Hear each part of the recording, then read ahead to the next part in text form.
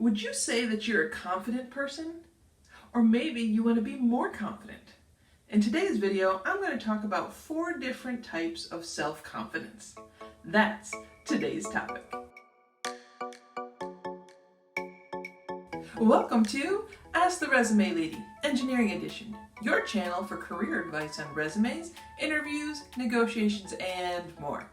Hi, I'm Diane Karsotowski. I'm an engineering professional and I enjoy helping people to grow in their career by sharing my advice with them. If you want to be updated on the latest and greatest videos, please subscribe to my channel and click that bell icon so that you get notified each time that I post a new video. Alright, let's get to today's topic. In today's video, I want to talk about 4 different types of self-confidence.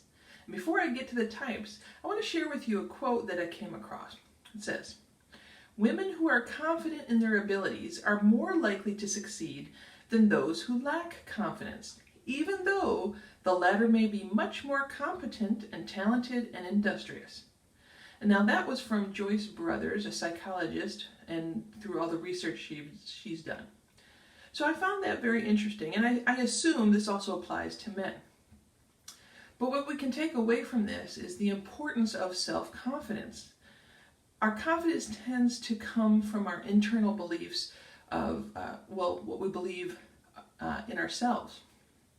So now I want to talk about the 4 different types of confidence or self-confidence.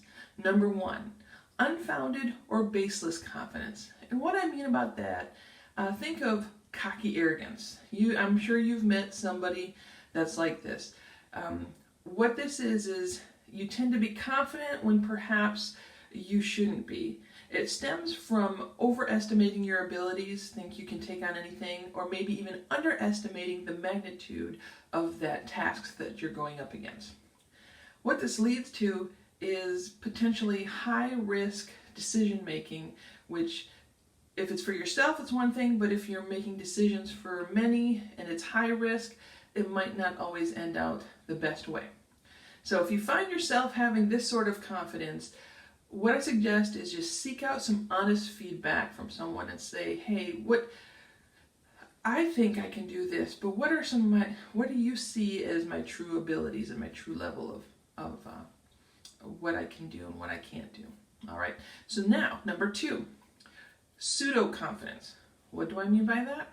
Well, pseudo, kind of fake confidence. Sometimes when you don't feel quite confident deep down, you can do things to trick yourself to make you feel a little more confident. And some of the things you could do is think of the pep talk before a big presentation, or maybe some of your daily affirmations.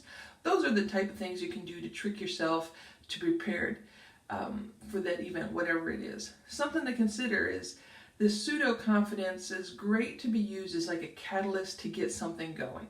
It's not necessarily going to be there forever, but it's enough to build up to get you to do that step or that process. Okay? Number 3, been there, done that confidence.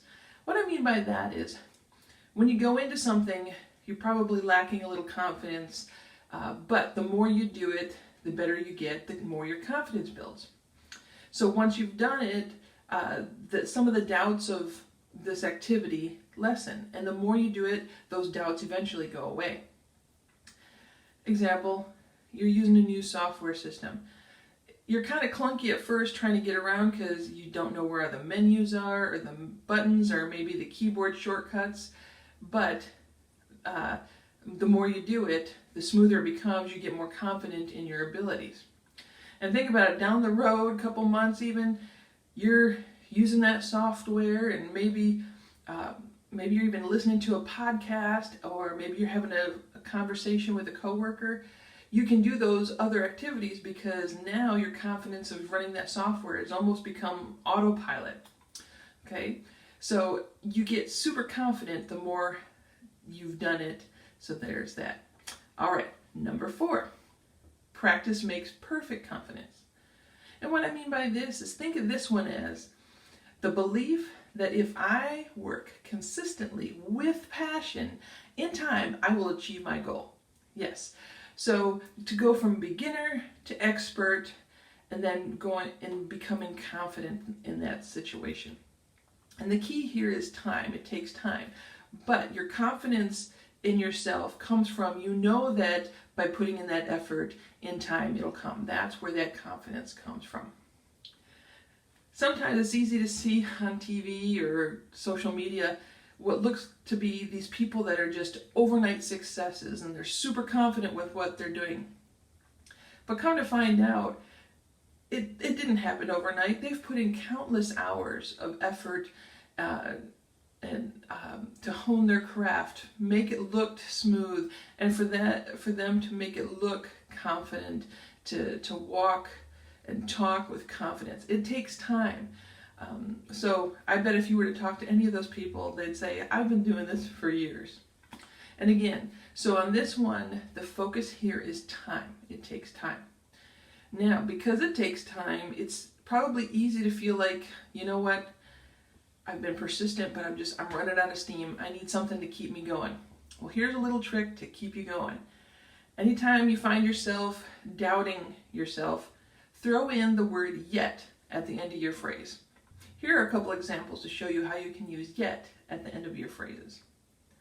I don't know how to improve this design yet, but I will solve it. I don't know how to use this software yet, but I will master it. See, just putting that word yet at the end helps you to go, you know what? I'm not there yet, but I can be and I will be. That's part of that practice makes perfect confidence. So let's recap. Number 1, unfounded or baseless confidence. This is the one where you want to avoid that arrogance and that cockiness. Okay. Number 2, pseudo confidence, that fake confidence.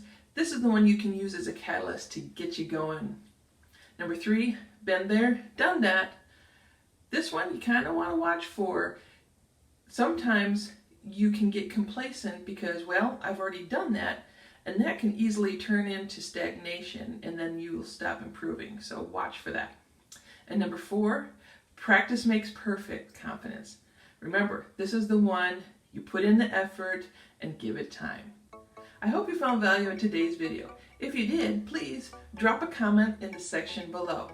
And if you need additional information, please check out these videos. And if you're new to the channel, welcome, and please subscribe to my channel here. All right, until next time, think confident, act confident, be confident.